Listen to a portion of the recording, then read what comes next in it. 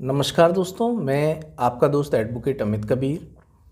साथियों, आप जानते ही हैं कि पूरे देश में एक मुद्दा जो गरमाया हुआ है अतुल सुभाष के सुसाइड के बाद पूरे देश में ये मुद्दा गरमाया हुआ है कि जो झूठे मुकदमे किए जाते हैं, ख़ास तौर से जो डोरी रिलेटेड लॉज हैं, जो महिलाओं की सुरक्षा संबंधी जो कानून बनाए गए हैं, उनका जो दुरुपयोग देखने को मिलता है, उन्हें किस तरीके से रोका जाए।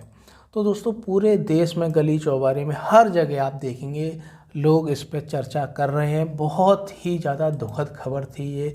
2 घंटे लगभग ये वीडियो बनाया था अतुल सुभाष ने और 24 पन्ने का एक लेटर लिखा था सुसाइड के पहले, और तब उन्होंने ये सुसाइड की थी। उसमें तमाम उन्होंने बताया कि कोर्ट में किस तरह भ्रष्टाचार उन्हें देखने को मिला। उनसे सेटलमेंट कराने के नाम पे जज के द्वारा रुपए मांगे गए, और जो पेशगार था वो उनसे लंबी डेट लगाने के लिए रुपए मांगता था। और कई उन्होंने इल्ज़ाम लगाए कोर्ट प्रोसीडिंग के ऊपर कि उन्हें शॉर्ट डेट दी जाती थी। वो बेंगलुरु से जौनपुर उन्हें बार बार आना पड़ता था, जिससे उनका एम्प्लॉयमेंट बहुत ज़्यादा डिस्टर्ब हो रहा था। और इसी तरीके से उन्हें इतने ज़्यादा वो परेशान हो गए इन सब के बीच में कि अंततः उन्होंने सुसाइड कर ली। तो दोस्तों, इस पे मैंने वीडियो भी बनाया कि आखिर क्या क्या उपाय हो सकते हैं। कुछ उपाय मैंने बताए हैं, वो इससे पहले ही वीडियो बनाया, उसमें आप देख सकते हैं। लेकिन आज हम जो बात करने वाले हैं दोस्तों, तो दोस्तों, इस मुद्दे पे जो चर्चा चल रही थी, इसी बीच में सुप्रीम कोर्ट से एक महत्वपूर्ण डिसीजन आया है। सुप्रीम कोर्ट एक केस के डिवोर्स केस की सुनवाई कर रही थी, परमानेंट एलिमनी के ऊपर सुनवाई कर रही थी। तो सुप्रीम कोर्ट ने यहाँ पर ऑर्डर दिया महिला के पक्ष में, और 5 करोड़ का उसे मेंटेनेंस दिलाए जाने का ऑर्डर किया। और यहाँ पर कुछ गाइडलाइंस बताई, डायरेक्शंस दिए कि 8 फैक्टर्स देखे जाएंगे जब भी मेंटेनेंस केस को डिसाइड किया जाएगा, एलिमनी के केस को डिसाइड किया जाएगा कोर्ट्स के द्वारा। तो ये 8 फैक्टर्स देखने होंगे।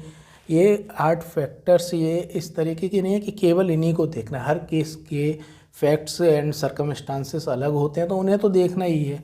जो रजनीश बनाम नेहा है, जो उसका इनकम एफिडेविट दोनों पार्टीज़ के द्वारा फाइल किया जाता है, वो भी देखना है। और जो केसेस के फैक्ट्स हैं वो तो देखने ही देखने हैं, इन्हें भी साथ में इन पर भी कंसीडर करना चाहिए। तो दोस्तों, ये क्या यहाँ पर 8 पॉइंट्स बताए, 8 सूत्रीय फॉर्मूला क्या दिया है सुप्रीम कोर्ट ने, वो हम देख लेते हैं।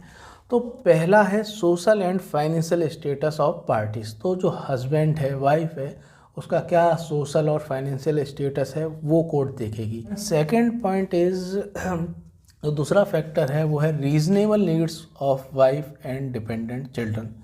वास्तविक कितनी ज़रूरत है पत्नी को, वास्तविक कितने मेंटेनेंस की ज़रूरत है, और उसके बच्चे, अगर वो बच्चे को भी साथ में रख रही है तो कितना यहाँ पर खर्च आएगा उसके भरण पोषण में, वो वास्तविक यहाँ पर नीड्स देखनी है।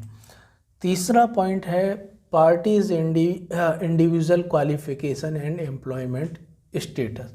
तो दोनों पार्टीज़ कितनी पढ़ी लिखी हैं, क्या क्वालिफिकेशन है, क्या प्रोफेशनल क्वालिफिकेशन है उनकी, वो देखना है।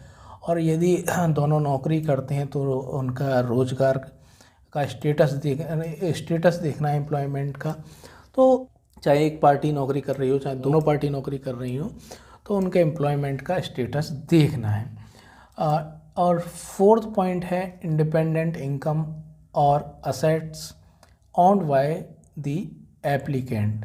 तो जो एप्लीकेशन यहाँ पर दे रहा है, ठीक है, जहाँ का मतलब कि पत्नी के द्वारा जो मेंटेनेंस की मांग कर रही है, तो यहाँ पर इंडिपेंडेंट इनकम कितनी है उसकी, वो देखना है।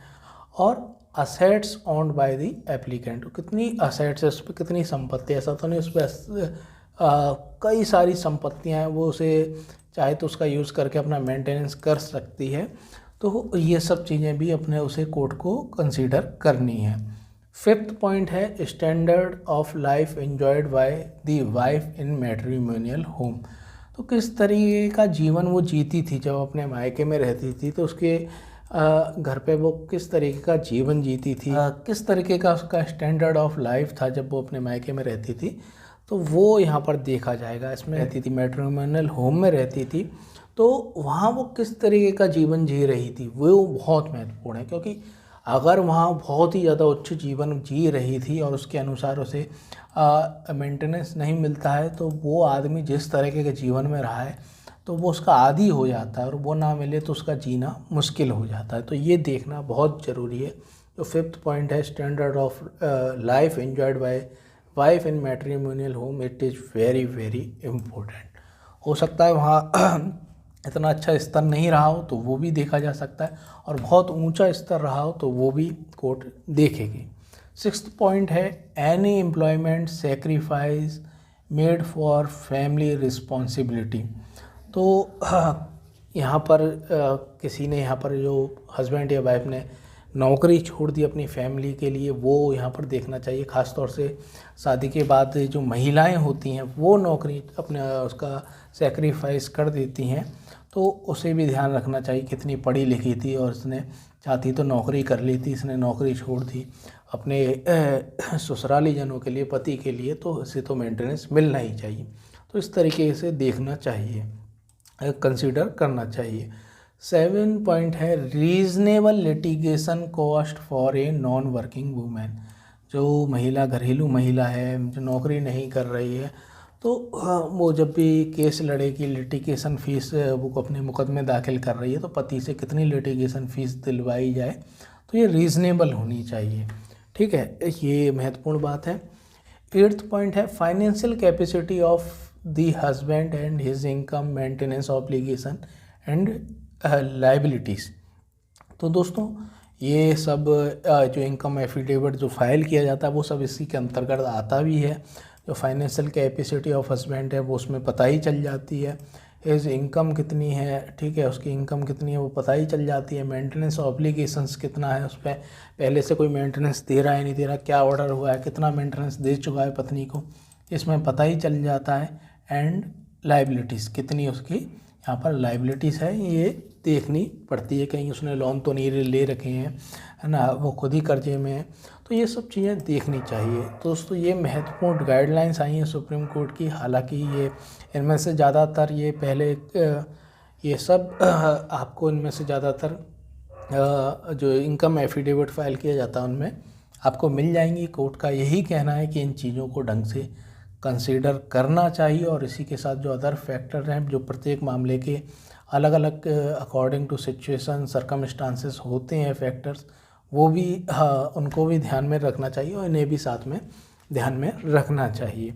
तो ये बहुत ही महत्वपूर्ण ये डायरेक्शंस हैं जो सुप्रीम कोर्ट के द्वारा आए। आप इनको ज़रूर एक बार नोट कर लीजिए। आप यदि एडवोकेट हैं, आप इन पे अच्छा आर्गूमेंट, जब भी आप आर्गूमेंट्स करें पति या पत्नी की तरफ से, तो इनको आप आर्गूमेंट्स में उठा सकते हैं और अपने रिप्लाई में भी इन्हें लिख सकते हैं। दोस्तों बहुत ही महत्वपूर्ण ये पॉइंट्स हैं।